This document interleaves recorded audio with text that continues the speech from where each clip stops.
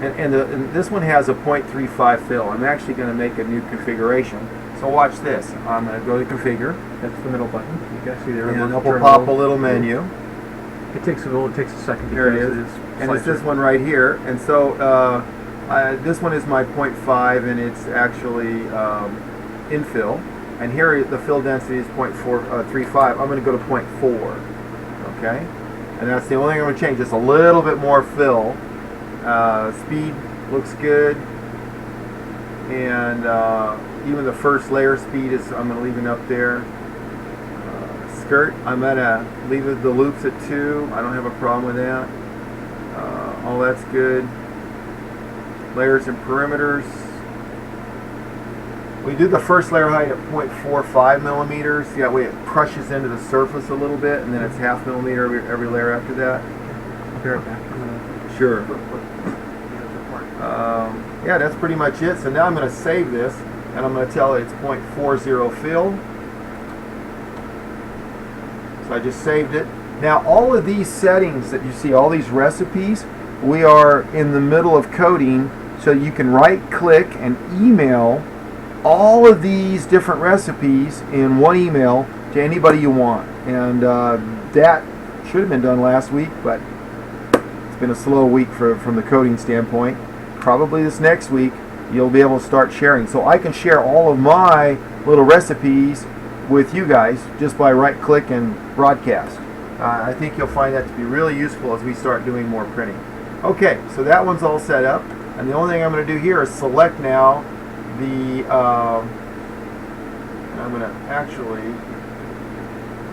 I'm going to select the 0.4 fill.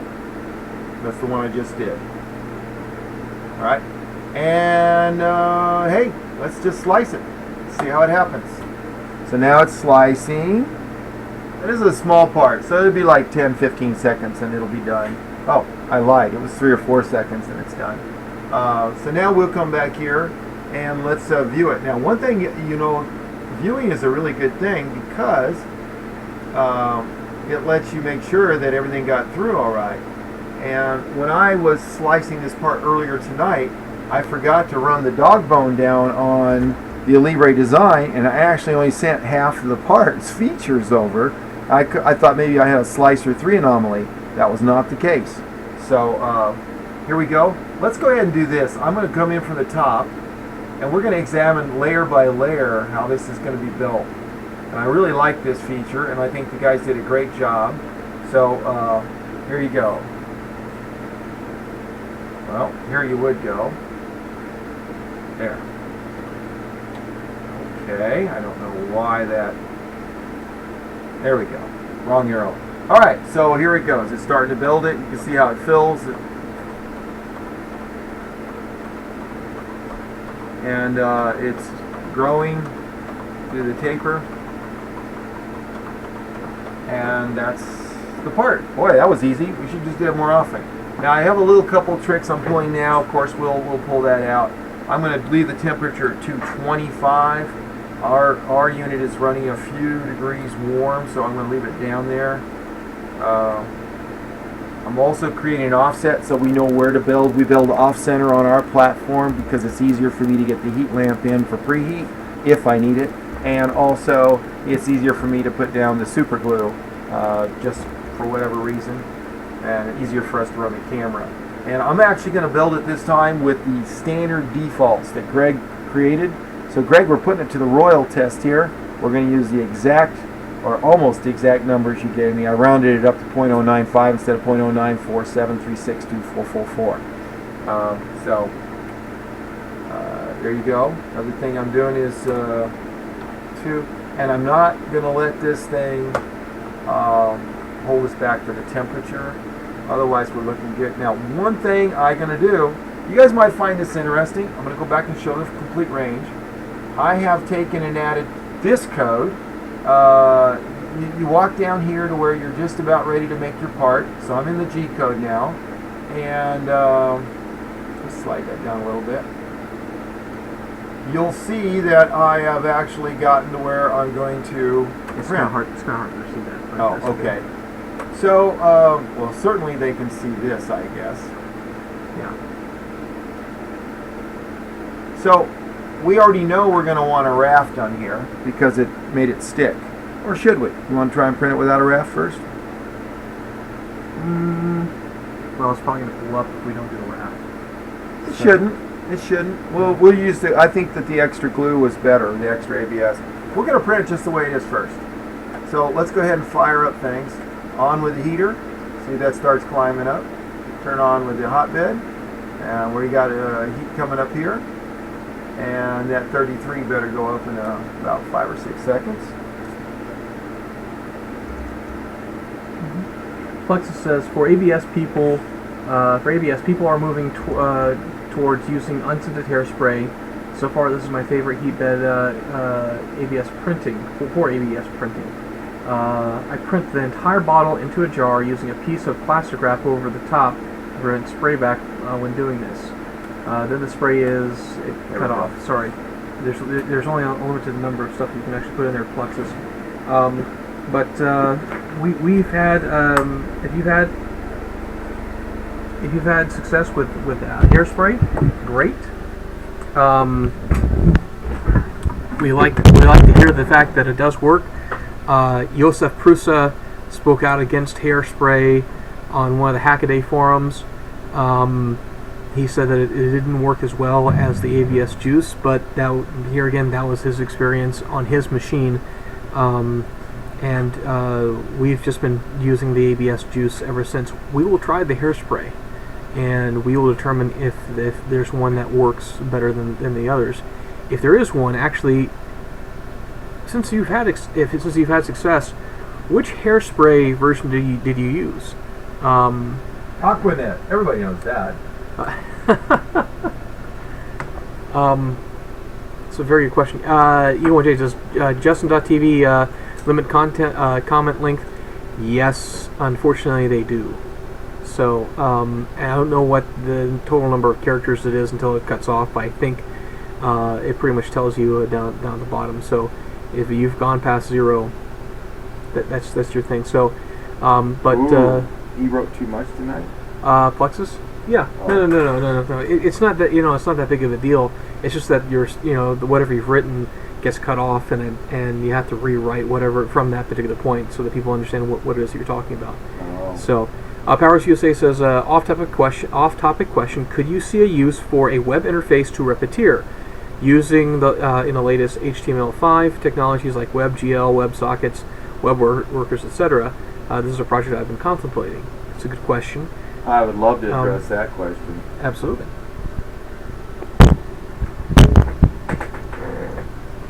It would be beautiful to separate out the actual print server that just handles the G-code to the printer, handles interruptions such as interruption in the build where you want to come off, error handling like if we lose our position, how to handle that and come back. Those are things that can be done independent of the slicing and the graphics for the STL manipulation.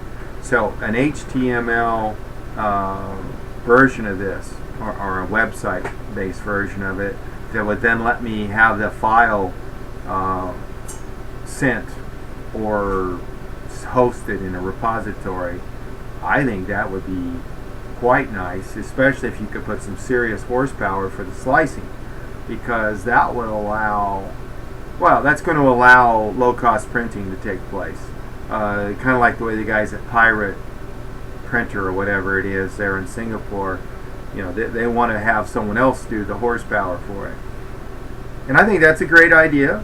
It's just time to market, and I don't want to be waiting 5 more years before I'm printing, so we have the technology, we'll use what we've got. But if you can create a web-based product, depending on the features you have, the key, the core, will be the wizardry of your slicing, because that is the one area that is oftentimes not,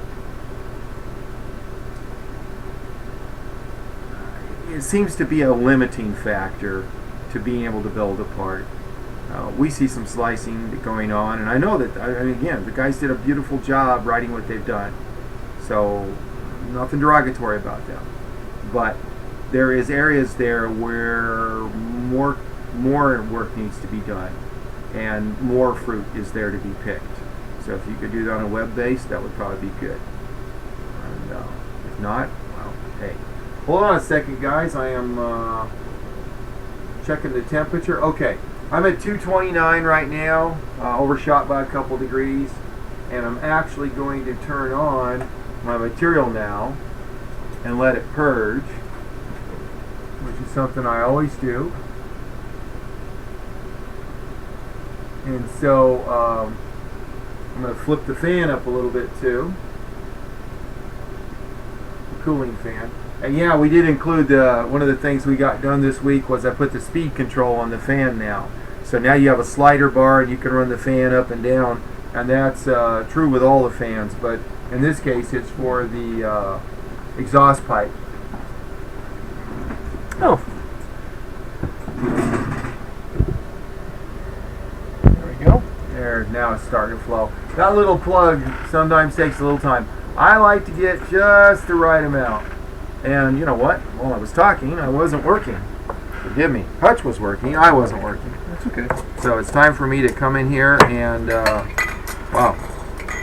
Man, you drank the whole thing? Do I need to make some more? This will be the last print for tonight, so. Okay. I'm tired. Yeah. As you guys can see, basically nothing left. And yes, those are the little rubber pieces of flex that comes off of that guy. So, Steve, you're warned. You were warned. Alright. Okay.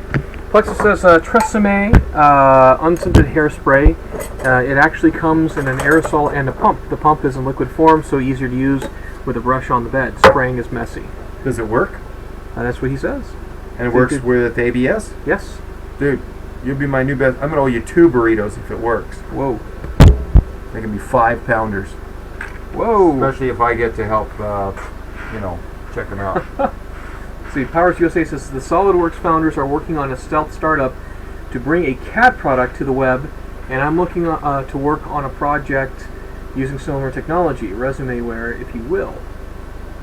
Powers USA, to your point, there was, I think, Tinkercad at one point in time was a free web-based CAD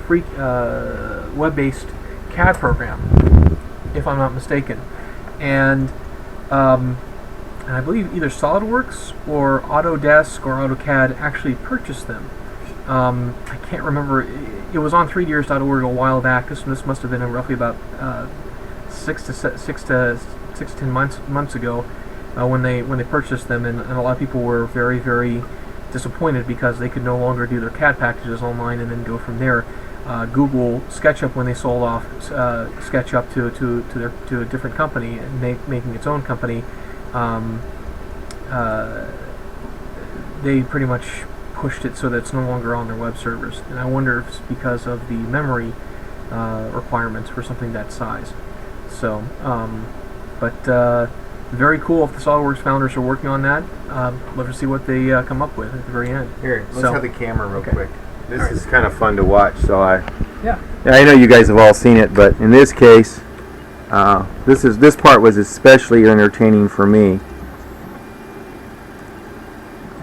This starts off just drawing circles in the middle of San Francisco and ends up making a whole country out of it. Well, California is a summer country, so. That's what they'll tell you. What was the thing you told us the other day about California's GDP was like? For years, it was the 4th largest economy in the world. Yeah.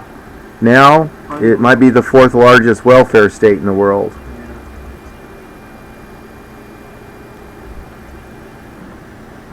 I may have bumped into it. Anyway, We'll see. yeah. And you know what happened was I got one of my curlicues to come off while I was, Oh. here, take this. I'll see if I can get it on the next round. Okay. Alright. I didn't clean the tip. Sorry, guys. Sorry for Mr. Toe's wild ride. We will get a second camera in here eventually so that we can use this and then go back and forth. Eagle Wing Chase says, burritos, as long as he isn't sleeping over at your place. Oh. They also says California will be its own country when the earthquakes break it off from the rest of the USA. Yeah, Yeah. I grew up there. That's a popular theory. Yes, it is. So, very, very much popularized by Superman. Yeah, Otisburg. Yeah, for any of you guys who are this Superman nuts. I think this materials are just a touch thin. I need like 5% more. No, I'm just gonna let it run. Okay. So, and oh yes, and to you guys who are locals who are watching us, I was not able to get into Dragon Con this year. I apologize. I didn't even think about it until it was too late. But the guys who were there were kind enough to actually talk. They want to talk to me when I go down there. So for this coming year for Dragon Con, we will be going. We will be showing off what we have because they're very interested in seeing what we have. There is a possibility, there may be a chance, because I'm going to be going on a Friday with my brother Michael, who's coming into town. We're going to go check it out and see. Every now and then they have a booth that just magically opens up, but they've got a huge long waiting list. So, and they're pretty. Dragon Con is pretty much. Let me say this: Dragon Con's been very, very well run over the years, and I'm guessing that they probably already have those particular tables filled. So, but very, very nice gentleman who was over at Dragon Con was kind enough to talk with me about that. So, unfortunately, won't be able to make it to there. However, there's a Turner Mini Maker Fair which is going to be happening in September, on September the 26th, and Turner Broadcasting here in Atlanta was kind enough to actually put on their own Mini Maker Fair. I don't understand 100% of what they're trying to do with it because it's so new. I think they're trying to spotlight all the individual makers who are in the Atlanta area, so all the geek spaces, hacker spaces, maker spaces, Freeside Atlanta, all those types of places are going to be coming together to present what they have, and it's going to be, I think, like four hours worth of the time, and it's kind of in the middle of the week. But I think Karen Yu, I believe is her name. I hope I'm pronouncing it correct. Thank you very much for inviting us to that, and yes, you will see us there. I guess the only other one that we have planned as of right now that's a definite is obviously the Atlanta Maker Fair, which is going to be happening on October the 26th this year, and which is right about the same time they had it last year on Georgia Tech's campus. So, of course, this year they're saying that the Maker Fair this year on Georgia Tech's campus is going to be a lot larger than it was last time, which is fantastic. So they're trying to get it to the point they're no longer a mini Maker Fair, but they're an actual Maker Fair. So I'm trying to remove that from their name. So it's good stuff. Good stuff. Plenty busy enough for me last year. Yeah. So, and Powers USA, I was just pointing out that information because that was information that I had. You probably have better information than I do when it comes to the CAD product that's out there. I'm not 100% sure what they're planning, but if they are planning on opening that up to the rest of the world, fantastic. I really do think that is the next wave of the future when it comes to giving things out, giving the tools out there for free for people. I would just say this, that I am still of the old school that I like to have things on my own PC, and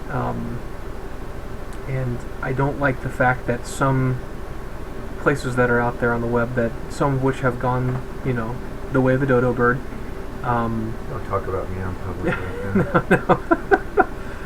That they institute a policy whereby you own your IP, but they own it as well, and they don't owe you any kind of royalties. I don't particularly like that. If you create something, you want to give it away for free, and they make money off of it. Come on, man. You got to give money back to the people who have been creative enough to actually post something up there and make your website or to make your place a lot more profitable. So I'll get off my soapbox now. So is the part finished now, or is there still one running? I'll go change it. It should go through. Let me see. Yeah, it'll be done with its last operation. I'm going to shut it down. Okay. So actually went pretty well tonight. So I certainly hope that they're making a free version. Of course, then again, to support a free version of that particular size and magnitude of a free CAD program, those are pretty big. Those are pretty big. So Plexus says, "Aren't you guys sick of each other yet?"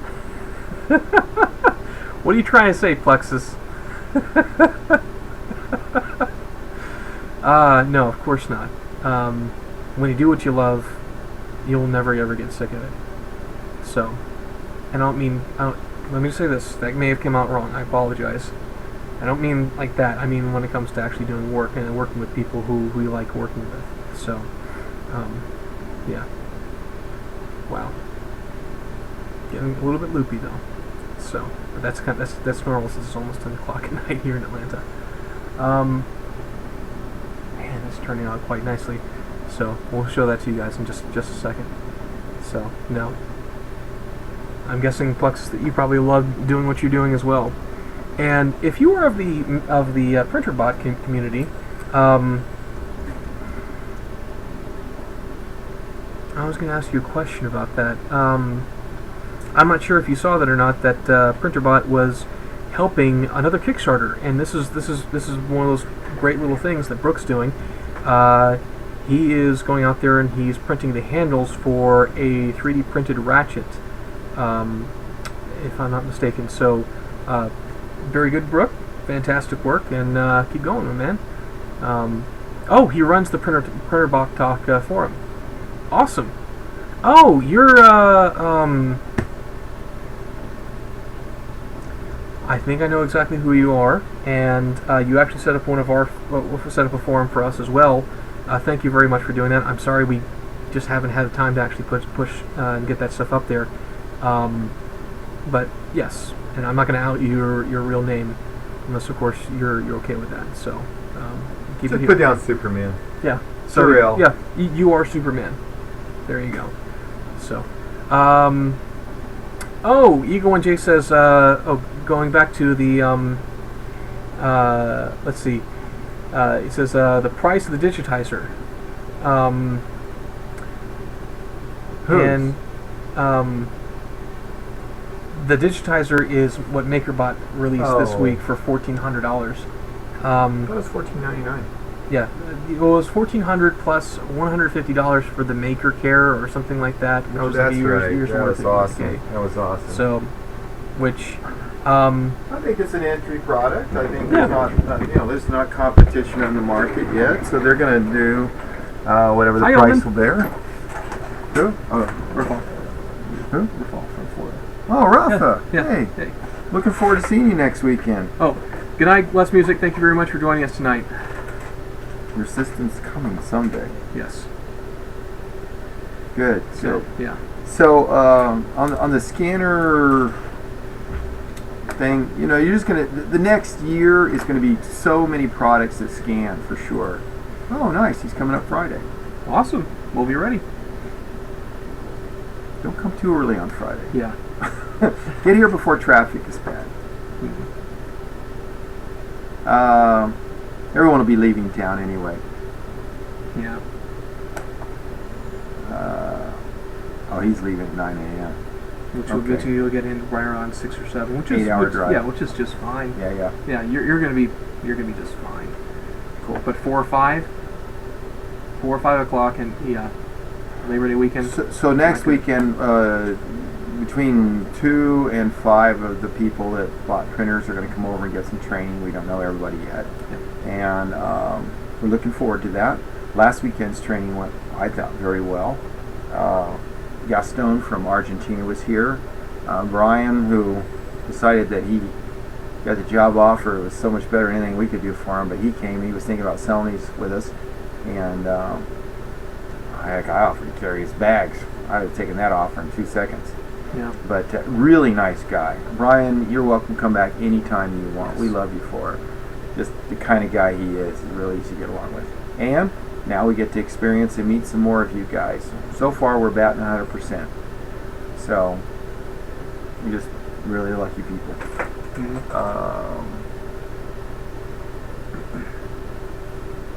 I'm happy to show some of the print. I'm also happy to say that it's 2 hours into your broadcast, and you got to cut it off at some point in time.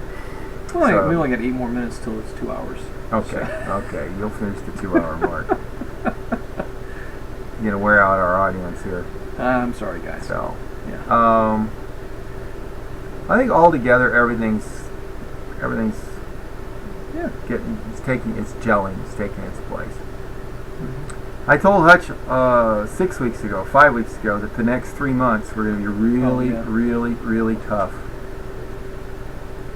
We still have a little bit of time left in this. I think from now until October 1st, we have to be relentless. So, there you go. Anyway, is there anything else to cover? Any more questions tonight? I mean, you can ask anything you want.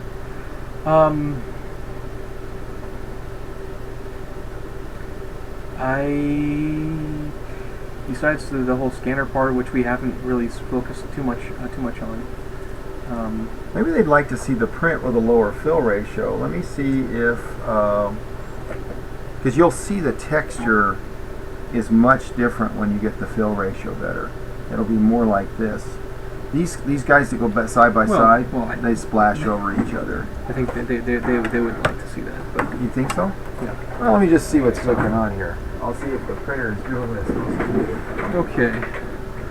So, what Carl's talking about is, if I get this centered, it'll eventually focus itself. There it goes. So right around in this area, how nice that particular area is versus the fill that you have right there in the center. So, well, this turned out actually quite nicely. So yes, that's the ABS juice. Fill ratio. It's 5% low. Probably 1.0 would have been perfect. Stuff is tough, man. Nice and tough. Eagle 1J, is the timeline still in place to ship everything with the systems, meaning scanner table, heads, accessory packs, etc.? For July of this year, no. Sorry. Did he say for July of this year? No. I didn't poke fun at ourselves. Whoa. The scanner is always going to be kind of follow in. So yeah. Someone's asking about the scanner. All 4 of you guys who got scanners. The hardware will be in place and some of the software will be functioning, but it's going to take time to evolve. So as far as the other things, let's see what we've got. The EMO 25s, we have 100 of those coming in. Should be about 12 days from now. Mm-hmm. The bearings arrived yesterday. Ty sent me the pictures of the goods in, so all 100 bearing sets are in. Wow. That's awesome. Thank you, Tide. We have more of the extruder bodies now. I think I got another 50 came in, so now we're close to 100 of those. We have the motors. On the ABS extruders, I think we just need the bodies machined now. Yeah. So that goes in right tomorrow. It's right behind the Y-axis. Oh wow. So we're really close then. Those. Yeah. So, but as far as I don't want there to be any mistake on the scanner. The scanner is not going to be ready next Friday. So just hang tight on the scanner. Mm-hmm. And I know he is. And we can ship the systems we're just wired and mechanically set up for the scanners. Yes. And the scanner is going to come in. Probably we're going to have 3 versions of the scanner, and you're probably going to get all 3 because I need feedback. That's why I have those 4 power users. And I need people to work with them, tell us what's right and what's wrong, help us figure out better ways to use them. What they like and what they don't. Yeah.